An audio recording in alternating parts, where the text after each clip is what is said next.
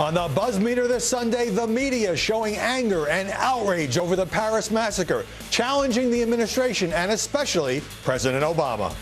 I guess the question is, and if you'll forgive the language, is why can't we take out these bastards? Well, Jim, I just spent the last three questions answering that very question. So I don't know what more you want me to add. Anchors and reporters stepping out of their usual role to speak out about taking on terrorism.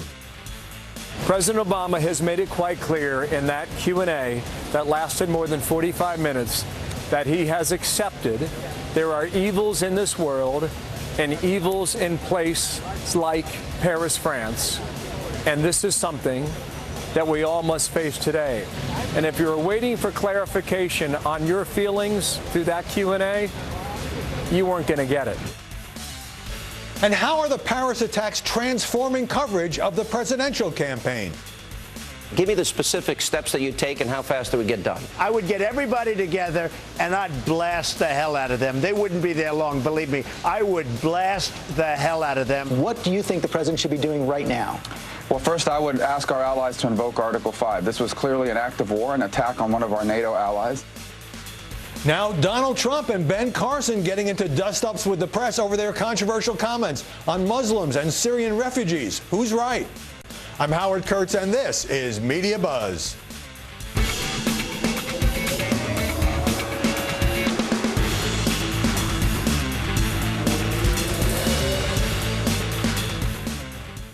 When the president met with White House reporters in the wake of the Paris attacks, he was hit with a barrage of challenging questions and showed his annoyance. A more than year-long bombing campaign in Iraq and in Syria has failed to contain the ambition and the ability of ISIS to launch attacks in the West.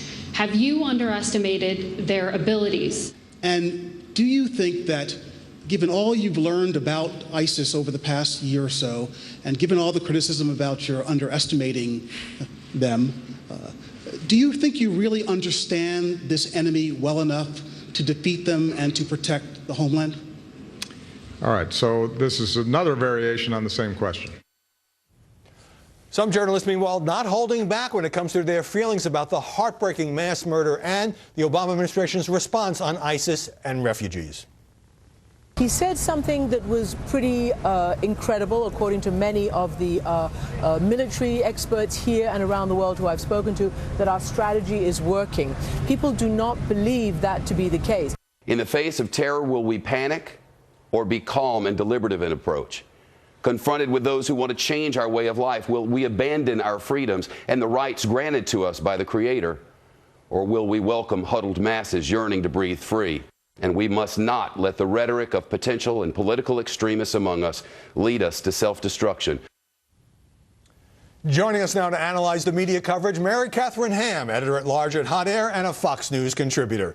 Susan Faricio, chief congressional correspondent for the Washington Examiner. And Fred Francis, former NBC News correspondent, now with 15seconds.com. Mary Catherine, we're so happy you're back. Thank you. Especially since you're going to give birth to your second baby any hour. Yeah, you know, I try to fit everything in. You're the ultimate multitasker.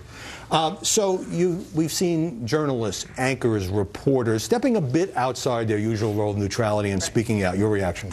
Well, I think all of the folks we saw there are sort of channeling the American people's frustration and confusion with why Obama is not channeling their frustration and confusion about what happened in Paris. He came up and gave this press conference. It was sort of everyday Obama style, a little peeved, a little annoyed, and sort of defensive about getting these questions, which are very rational questions at this point. And so I think they were channeling that a bit. But I wonder also if the American people don't really make the distinctions between anchor, opinion anchor, and reporter that we do in the media world.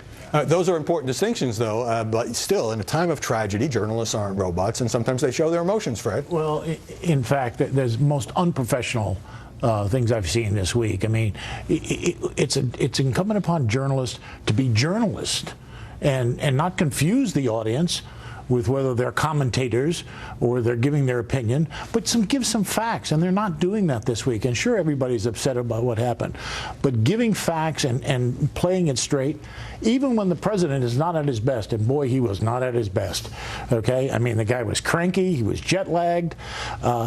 but the repetitive questioning and the editorial questioning, I was ashamed as a journalist.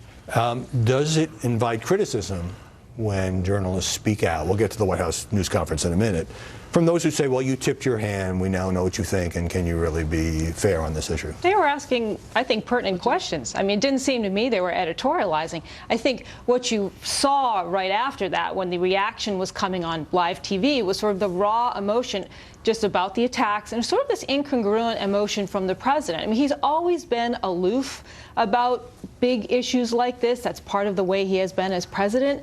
And I think what you saw was people reacting to that. You know, Ground Zero, the president with his bullhorn on the fire truck. People were looking for that kind of raw emotion from the president, and they didn't see it. And I think that was what the reaction was on the ground from these anchors. I also think it's fair when the question is, do you understand this enemy? And it seems that the strategy is not working, to say again, do you understand this enemy? That's a legitimate question. It's repetitive, over and over the same question. But because Amanpour is actually Amanpour is actually fact-checking him here. She's not just having an emotional outburst. She's saying people in the military community do not actually believe this is working. So let's discuss that. And his answer doesn't change. To the extent that the journalists were asking different versions of the same question, could that have been because they weren't satisfied with the president's answers?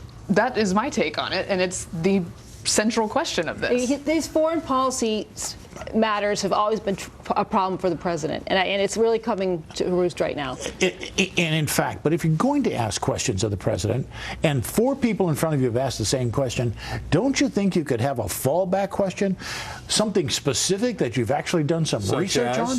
Oh, well, softening up Iraq before the first Gulf War, we dropped 6,000 bombs a day, Mr. President. How many bombs have you dropped on ISIS?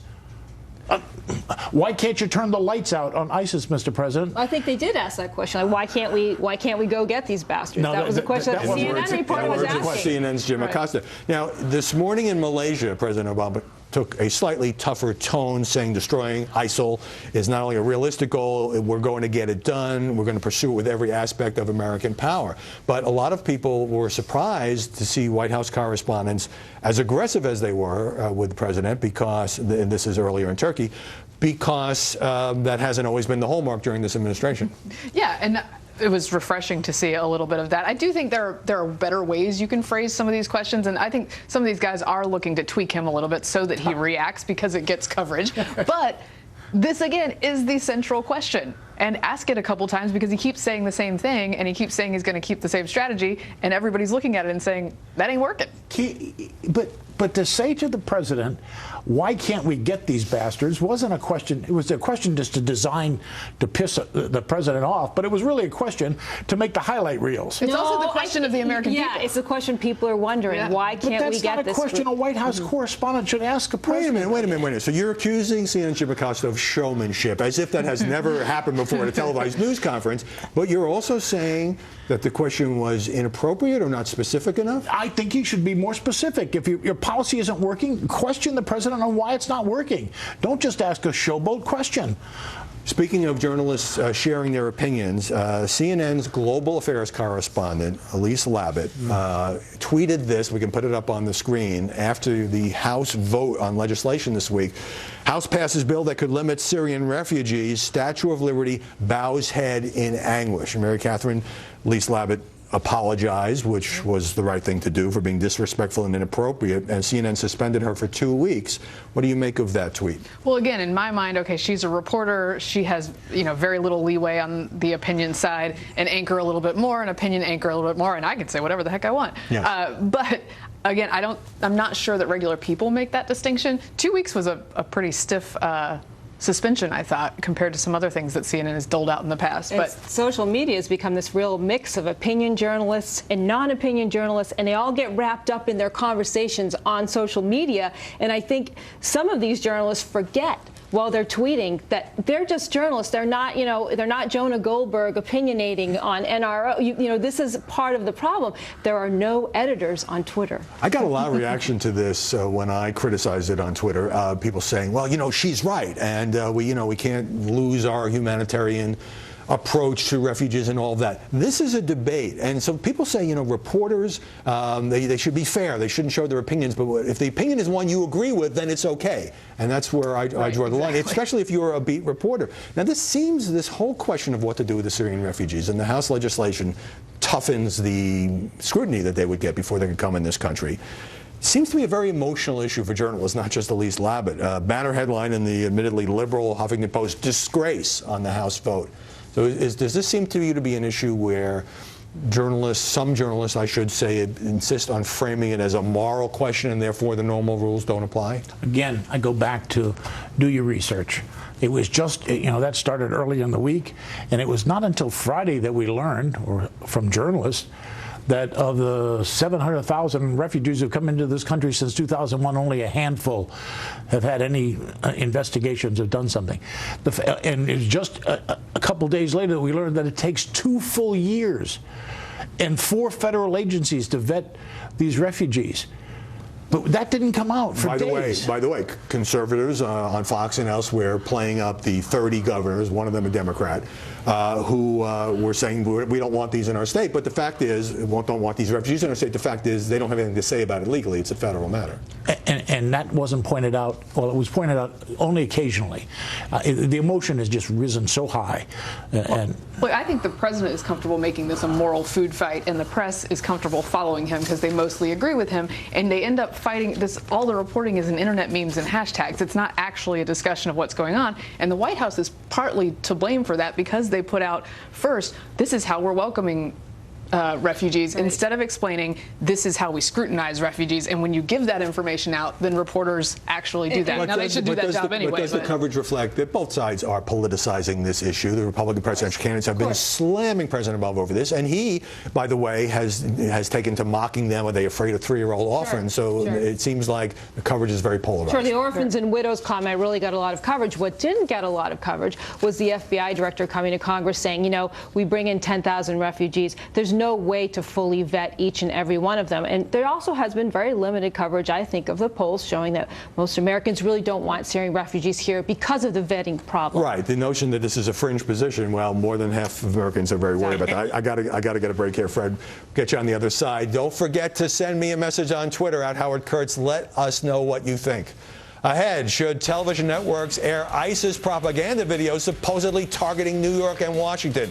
But when we come back, Ben Carson's campaign rips the New York Times for publishing belittling comments from one of the candidate's foreign policy advisors. That's next.